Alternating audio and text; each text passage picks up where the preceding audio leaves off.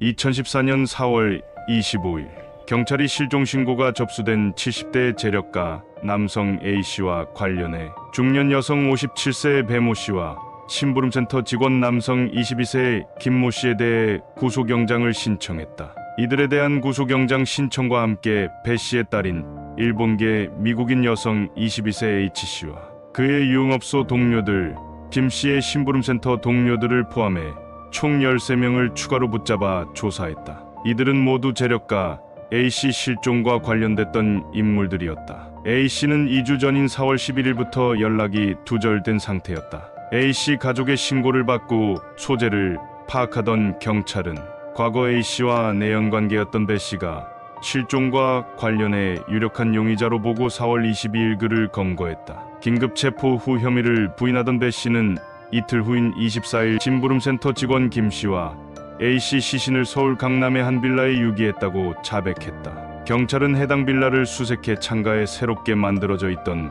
벽면 안쪽에서 A씨 시신을 발견했다. 배씨는 경찰에 계속된 추궁에 25일 결국 딸과 딸 친구들 심부름센터 직원들과 함께 A씨를 납치했고 그 이후 배씨 혼자서 A씨를 목 졸라 살해했다고 털어놨다. 경찰 조사 결과 A씨 계좌에서 1년여 전부터 배씨와 H씨 계좌로 5억 원이 넘는 돈이 송금된 것이 확인됐다. 내연관계를 유지하는 동안 부부와 부녀처럼 사이가 좋았던 이들 사이에선 도대체 무슨 일이 있었던 걸까? 과거 서울의 한 상가에서 장사를 했던 배씨는 2005년도 같은 상가에서 가게를 운영하던 A씨를 알게 된 후 2013년 7월까지 내연관계를 유지했다. A씨는 가정이 있는 유부남이었고 배씨는 남편 없이 H씨를 키우고 있었다. 배씨와 딸 H씨는 A씨를 상대로 사기를 치기로 마음먹고 2013년 5월 무렵 H씨가 미국에 있는 친할아버지로부터 수십억 원 규모의 재산을 상속할 예정이니 법정 대리인 돼달라며 가짜 서류를 제시했다. A씨가 예소가 제안을 받아들이자 배씨 모녀는 그때부터 법정 대리인 변경을 하려면 비용 필요하다. 향후에 상속받아 갚고 재산관리인까지 맡기겠다며 수차례에 걸쳐 총 5억 원이 넘는 돈을 건네받았다. 여유 자금이 없었던 A씨는 대출까지 받아가며 돈을 빌려줬다.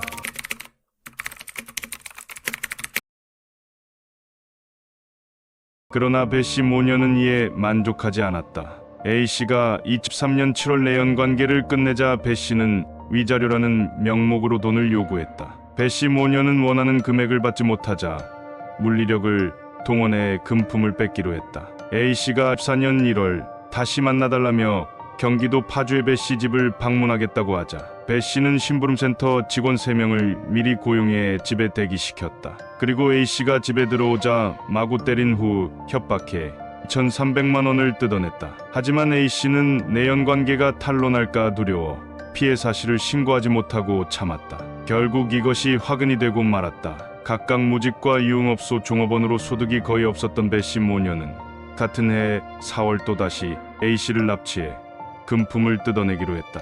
그리고 이번엔 H씨의 유흥업소 동료들, 심부름센터 직원 등 모두 9명을 동원했다. 배씨 모녀는 당시 지방선거 기간이라는 점을 이용해 심부름센터 직원 중 1명을 선거운동원으로 위장시킨 후 A씨 집 인근에서 대기했다. 그리고 4월 11일 아침 A씨를 납치해 결박한 후 배씨 집으로 데리고 갔다. 배씨 모녀는 여기서 A씨를 협박해 카드, 비밀번호를 알아낸 후 현금 인출과 계좌, 이체 등으로 수천만 원을 강취했다. 13일 오후 A씨 휴대전화로 행방을 묻는 메시지가 오고 얼마 후 배씨 아파트 내에서 A씨를 찾는 안내방송이 나왔다. 그러자 A씨를 다른 장소로 옮기기 위해서 배씨 딸 H씨는 다음 날인 14일 자신이 근무하는 유흥업소 인근인 서울 강남 지역의 한 빌라를 단기 계약으로 체결한 후 공범들과 함께 씨를 빌라로 이동시켰다. 그리고 15일 새벽 배씨는 탈진한 상태인 A씨에게 위자료로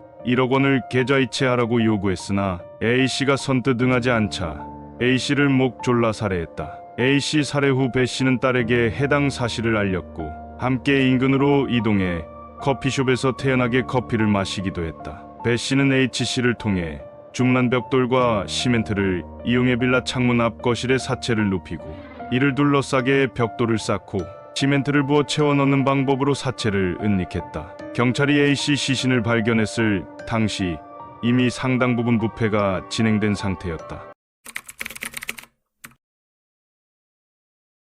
경찰은 배씨와 H대에선 특수강도, 특정경제범죄가중처벌법상 사기 등의 혐의를 공통으로 배씨에겐 강도살인과 사체은닉죄명으로 딸 H씨에겐 사체은닉방조 혐의가 별도로 적용했다. 중대한 범행에도 불구하고 배씨는 수사와 재판 도중 수차례에 걸쳐 진술을 번복하며 검경은 물론 법원마저 농락하려 했다. 그는 수사기관에서부터 1심 재판 중간까지 혐의를 부인했다. 배씨는 건네진 5억 원은 A씨가 자발적으로 제 딸의 전세자금 및 우리 모녀의 차량 구입비 명목으로 돈을 준 것이라고 말했다.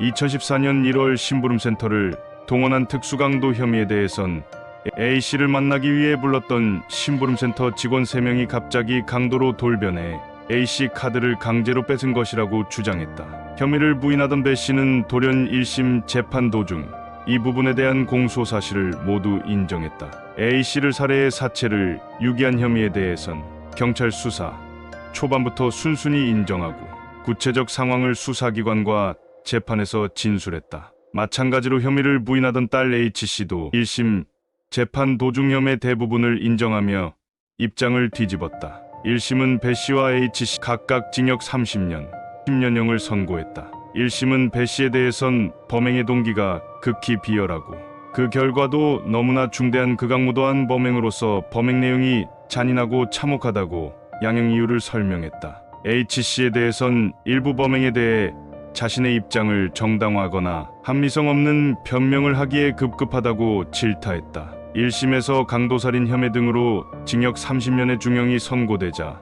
2심에선 또 돌연 태도를 바꿨다. 배씨는 항소심 공판에서 1심 변호인이 허위 자백하라고 조언했다며 1심에서의 자백 진술을 뒤집었다. 수사 초기부터 인정했던 피해자 A씨를 목 졸라 살해했다는 혐의마저 부인하기 시작했다. 1심 변론이 종결된 이후 피해자 A씨의 사인이 불명확하다는 부검 결과가 나오자 살인죄를 벗어날 수 있다는 생각이 작용한 것이다. 배씨는 살인 혐의뿐만 아니라 사기 혐의에 대해선 자백 이전의 진술대로 A씨가 자발적으로 준 것이라고, 강도 혐의에 대해서도 신변보호 차원에서 부른 심부름센터 직원들이 강도로 돌변했던 것이라고 기존의 자백 진술을 모조리 뒤집고 말을 바꿨다. 진술 번복에 그치지 않고 자백 진술을 유지하던 공범인 딸에게 몰래 편지를 보내 이증을 해달라며 회유까지 시도했다. 항소심 재판 중 의정부 교도소에서 수감됐던 배씨는 교도소 몰래 같은 교도소에 수감 중이던 딸 H씨에게 편지를 보냈다.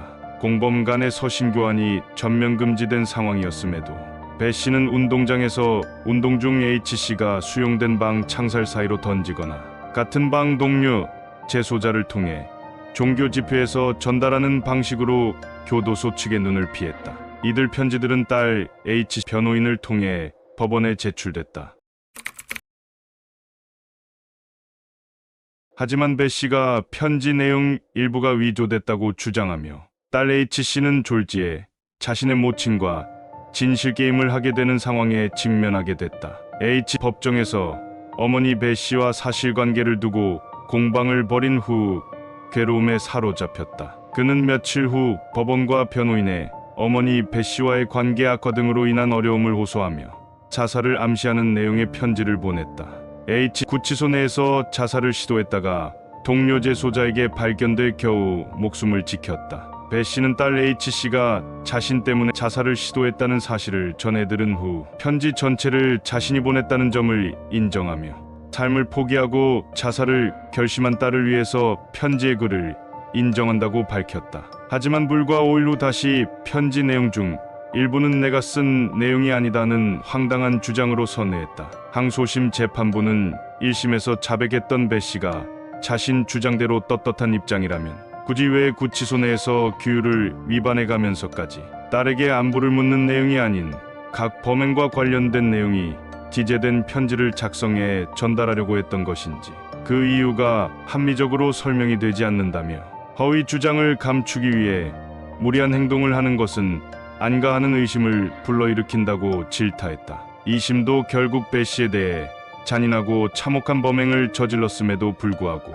오히려 2심에 이르러 강도살인 범행 등 일부 범행을 부인하며 자신의 행위를 변명하기에 급급하고 있어 잘못을 진정으로 뉘우치고 있는 태도를 보이고 있다고 하기도 어렵다며 1심과 마찬가지로 징역 30년을 선고했다. 딸 H씨에 대해선 어머니인 배 씨의 지속적 위증교사에도 불구하고 이를 거부한 채 진실을 밝히기 위해 노력하는 등 잘못을 진정으로 뉘우치고 있는 태도를 보이고 있다며 1심과 같은 징역 10년을 선고했다. 형은 대법원에서 그대로 확정됐다. 배 씨 모녀와 함께 범행에 가담한 심부름센터 직원 중 다수도 실형을 선고받았다. 2차 범행에 주도적으로 참여했던 심부름센터 직원 2명은 각각 징역 7년 5년을, 1차 범행에 주도적으로 가담했던 2명은 각각 징역 2년 6월의 실형 판결이 확정됐다. 다른 가담자들은 대부분 징역형 집행유예를 선고받았다. 내연관계를 유지하는 동안 부부와 부녀처럼 사이가 좋았던 모녀들이 자기 욕심에 눈이 어두워 사람의 생명을 앗아간 만행에 대하여 고인이 된 피해자를 생각하니 안타까운 마음입니다. 시청해 주셔서 감사합니다.